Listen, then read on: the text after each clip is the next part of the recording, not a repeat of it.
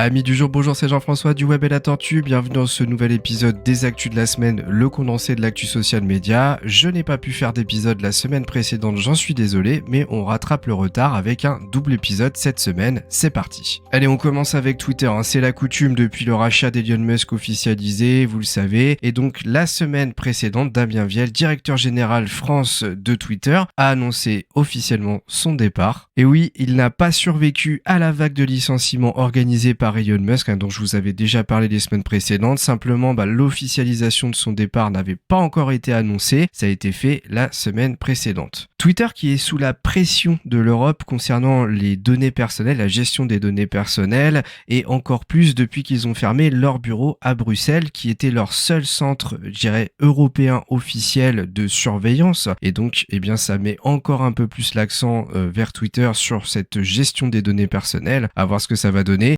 Elon Musk se serait entretenu avec le président Emmanuel Macron d'ailleurs à ce sujet. Le président a annoncé que la discussion s'était plutôt bien passée et qu'Elon Musk avait pris des engagements sur l'amélioration de la gestion des données personnelles, à voir s'il tiendra sa parole. Elon Musk versus Tim Cook, et oui, Elon Musk Twitter versus Apple plus précisément, c'est ce qui s'est déroulé durant les 2 dernières semaines avec un conflit ouvert. Elon Musk a littéralement critiqué le App Store, notamment pour ses histoires de commissions sur les achats d'applications, sur les téléchargements. Il a également critiqué ouvertement Tim Cook par rapport à sa gestion de Apple, et ce qui a fait tout simplement qu'Apple a menacé de boycotter l'application, donc de la retirer de leur store. Elon Musk en a profité pour annoncer que si c'était le cas, il en profiterait pour lancer une nouvelle gamme de smartphones spécifiques qui du coup permettrait malgré tout de télécharger l'application sur un téléphone. Et donc la fin de semaine dernière a marqué la fin du conflit, puisque Elon Musk et Tim Cook se seraient entretenus directement au siège d'Apple, et le malentendu justement se serait levé. Une discussion qui apparemment s'est plutôt bien passée et qui a vu marquer la fin du conflit. Donc normalement Twitter ne devrait pas être boycotté par l'App Store. Je pense que de toute façon ça n'aurait jamais été fait. C'est des menaces un petit peu pour montrer la puissance de l'un et de l'autre, mais je pense qu'il y a trop d'argent en jeu, et puis peut-être une histoire de politique aussi qui fait que ça ne serait jamais arrivé.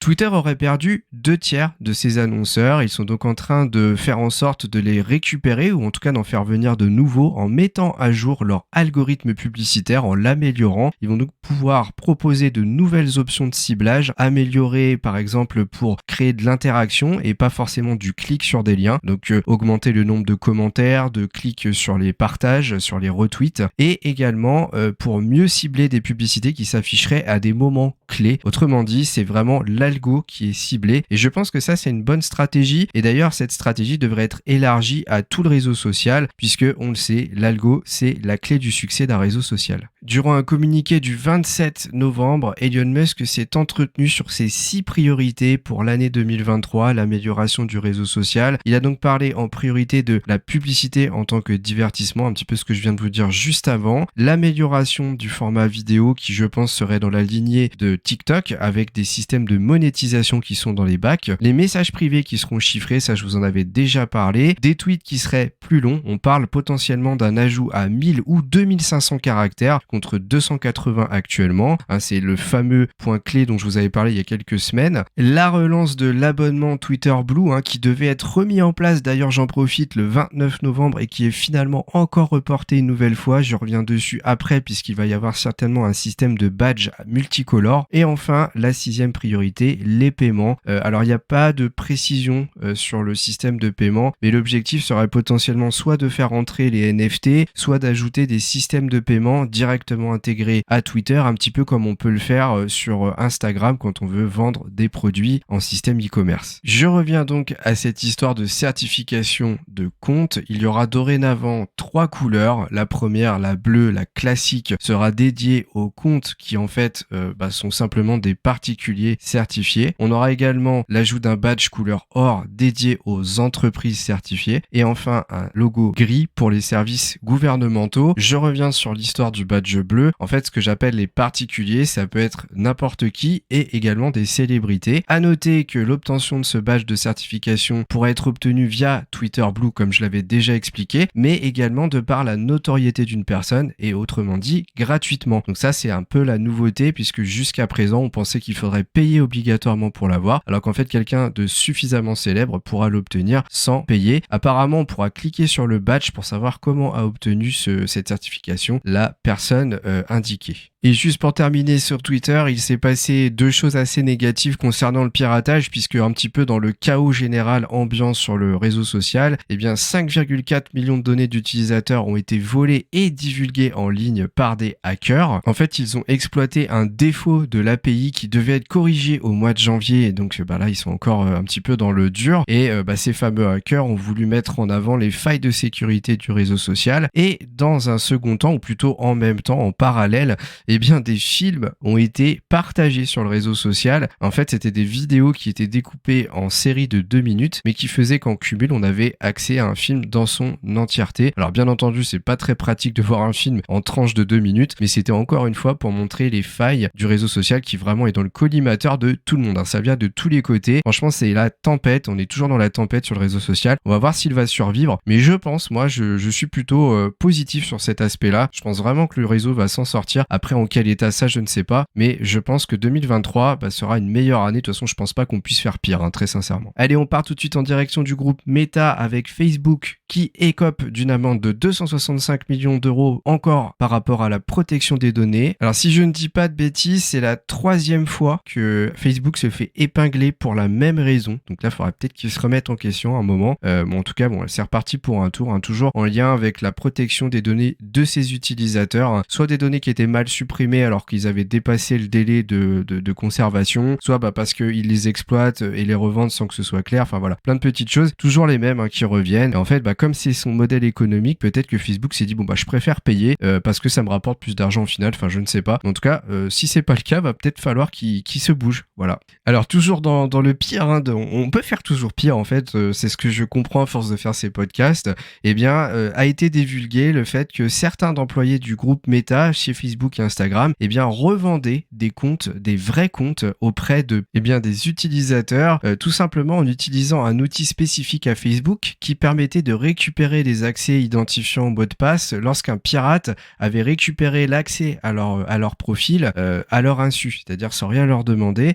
Ces salariés de chez Facebook ou Instagram revendaient l'accès. En fait, soit on leur donnait de l'argent et on récupérait son accès, soit on ne le récupérait pas. Et donc, ce serait partie de personnes qui ont pris des pots de vin, qui ont accepté des pots de vin de hackers au départ et qui finalement ont commencé à diversifier ce système-là en proposant aux utilisateurs, en récupérant de l'argent, de leur rendre leur accès. Enfin, ça s'est vraiment détourné, c'est devenu quelque chose d'assez large. Il y aurait même un entrepreneur apparemment qui en aurait fait un business. Enfin, c'était hallucinant. Il y aurait 2 douzaines d'employés, je cite l'article que j'ai sous les yeux de 01net, qui auraient été un petit peu dans le coup et donc qui ont été potentiellement licenciés petit à petit et apparemment c'est pas la première fois que ça arrive. C'est assez hallucinant cette histoire. Allez, 3 news un peu plus classiques sur le réseau social. Facebook qui va mieux protéger les ados de moins de 16 ans en activant des paramètres pour rendre leur vie plus privée par défaut. Vous le savez, c'est une critique que ça j'aimais très souvent sur Facebook côté entreprise. En fait, tout est open bar et côté un peu profil perso, c'est un petit peu la même chose, c'est-à-dire que vous arrivez sur le réseau social, tout est ouvert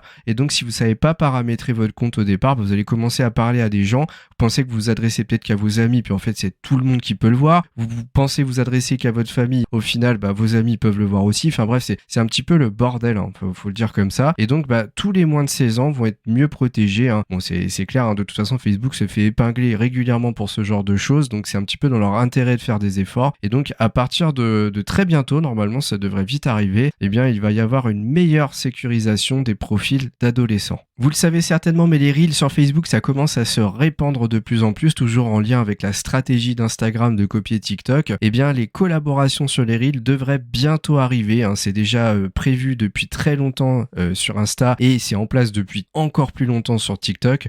Ça va bientôt arriver sur le réseau social Facebook. Et sachez aussi que dorénavant, sur les groupes Facebook, vous allez pouvoir rajouter des emojis de réaction une emoji supplémentaire par rapport aux 7 qui sont déjà proposés. Vous allez donc pouvoir en prendre une 8e que vous allez choisir parmi la liste de tous les emojis classiques du réseau social. Et donc ça vous permettra un petit peu d'avoir une réaction qui sorte de l'ordinaire et qui éprouve peut-être quelque chose que vous ne retrouvez pas dans les 7 autres. Une seule petite news à se mettre sous la dent côté Instagram avec un nouveau stickers qui va peut-être bientôt arriver, permettant de lancer des discussions communautaires, des fils de discussion avec les personnes qui ont vu votre contenu, un petit peu à la manière de Twitter, de WhatsApp, des choses qui existent déjà également sur Facebook Messenger. Bref, on va voir. Mais attention, c'est une fonctionnalité qui a été montrée par Matt Navarra en maquette, donc on ne sait pas quand est-ce que ça arrivera. Allez, pour terminer sur le groupe Meta, on va parler de WhatsApp. WhatsApp qui lance une sorte de mode page jaune qui va vous permettre plus facilement de trouver des entreprises. Un mode qui s'appellerait Discover Business. Attention, ce mode n'est pas encore déployé en France, mais l'objectif serait pour vous de trouver anonymement, bien entendu, l'entreprise ne le saurait pas,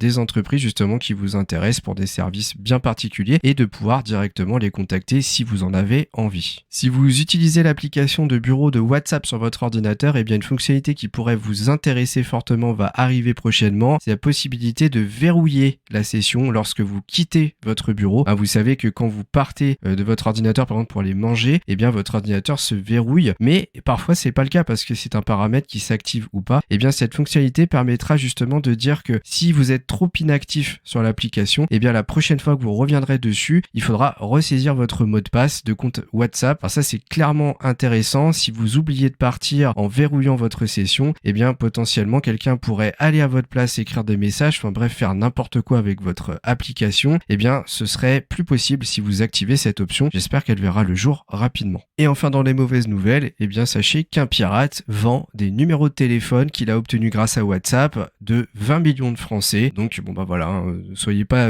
surpris si on récupère vos données personnelles. D'ailleurs normalement en théorie lorsque ça arrive, eh bien l'entreprise concernée doit faire un communiqué officiel à voir si vous serez dans ce communiqué. Normalement vous devriez recevoir une sorte de message vous disant attention, une fuite de données a eu lieu dans notre entreprise, ces données ils doivent vous lister les données, donc normalement on devrait vous parler de votre numéro de téléphone et comme ça vous êtes prévenu. Et c'est notamment intéressant si vous savez que c'est un mot de passe ou une adresse mail qui a été un petit peu communiqué, ça vous permet de faire les changements. Donc normalement s'il respecte le RGPD, encore une fois Meta c'est pas son fort, eh bien c'est ce qu'il devrait arriver là dans les prochains jours. Allez, petite news Pinterest très rapide pour vous dire que eh bien ça y est, la stratégie de Pinterest s'oriente aussi vers celle de TikTok puisque vous pouvez épingler normalement depuis plusieurs jours des contenus type audio et vidéo. Donc il est fort probable que ces types de contenus soient un peu plus mis en avant prochainement. Alors il ne faut surtout pas faire comme Instagram, je pense, privilégier cette stratégie, mais après s'ouvrir à ce type de contenu et les mettre peut-être un petit peu plus en avant, je dirais pourquoi pas. Allez, deux petites news TikTok avec une qui est à surveiller de très près puisque ça y est, l'Union européenne enquête sur l'usage des données personnelles par la Chine du réseau social. Alors je comprends pas pourquoi ça n'a pas été fait avant puisque toutes les sonnettes d'alarme étaient en marche, notamment aux États-Unis avec cette histoire de boycott de l'application pour l'abus du transfert des données vers la Chine. Alors voilà, c'est bizarre des fois, mais bon, il y a peut-être une histoire de manque de moyens. Il y avait peut-être Facebook et Instagram et plus récemment Discord dans le collimateur, mais nul doute que de toute façon TikTok va se faire épingler parce que je crois que là à l'heure actuelle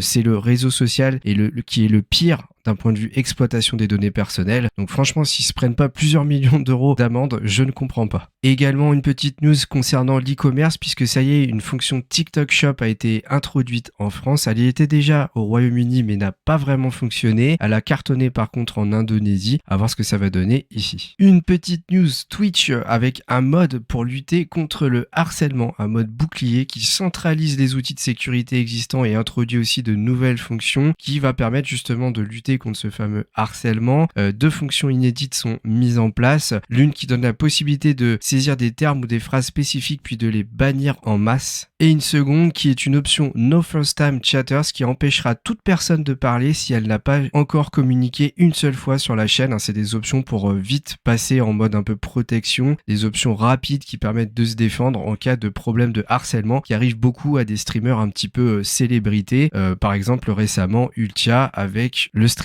Ponce. Allez, on passe à YouTube. Vous le savez certainement, mais depuis plusieurs mois déjà, la fonction dislike a été masquée sur les vidéos. Et bien maintenant, c'est au tour de YouTube Music de faire exactement la même chose. Vous ne pourrez donc plus disliker une musique. Le seul moyen donc de marquer votre désintérêt pour la musique sera dorénavant de ne rien faire du tout. Concernant les fonctionnalités de streaming de YouTube en mode live, eh bien vous allez bientôt pouvoir faire des FAQ, des sessions de questions-réponses, où si les personnes du chat posent une question, eh bien vous pourrez sélectionner cette question et la faire apparaître directement sur votre flux de diffusion. On voit très clairement que la fonctionnalité de streaming de YouTube n'est pas une priorité puisque cette option existe déjà depuis très longtemps sur les autres plateformes. Allez, on passe à LinkedIn avec une fonctionnalité révolutionnaire, bien entendu pour le réseau social, puisque la fonctionnalité dont je vais vous parler existe déjà depuis très longtemps ailleurs. Ça y est, vous allez pouvoir planifier vos posts. Et oui, j'ai été vérifié sur mon profil et je peux le faire. En fait, si la fonctionnalité est déployée sur votre compte, il suffit de créer un post et vous verrez à côté du bouton de post, justement, vous aurez une petite horloge qui sera apparue. En cliquant dessus, eh bien, vous pourrez définir une date et une heure de planification. Ça y est, ça fait déjà très longtemps que ça existe sur les autres réseaux social. Moi, je vous avais dit que ça allait bientôt arriver sur LinkedIn. Eh bien, ça y est, ça se déploie petit à petit. Si vous n'avez pas la fonctionnalité, rassurez-vous, elle devrait arriver d'ici quelques jours ou quelques semaines au plus tard. Et ensuite, 3 nouvelles statistiques sur vos concurrents ont été déployées. La première vous permettra de suivre la croissance des abonnés de vos concurrents. La deuxième, de voir leurs publications les plus récentes et leur taux d'engagement. Et la troisième, de voir le contenu tendance. Pour accéder à cette fonctionnalité, il faut vous rendre sur la page entreprise, la vôtre, d'aller dans l'onglet statistiques et sélectionner l'option concurrent. Une fenêtre va s'ouvrir qui va vous suggérer des pages similaires à la vôtre. Il faudra donc en sélectionner manuellement. Et enfin, vous pourrez cliquer sur enregistrer pour découvrir toutes les statistiques que je viens de vous citer. Et enfin, on termine ce podcast juste par une petite anecdote BeReal qui remporte le prix de l'application de l'année sur l'App Store. Au début octobre, sachez que BeReal avait passé la barre des 50 millions de téléchargements. Je le rappelle, c'est un réseau social à surveiller de près, continue à évoluer dans le bon sens, même si l'on parle toujours d'un effet de mode qui ne serait pas terminé.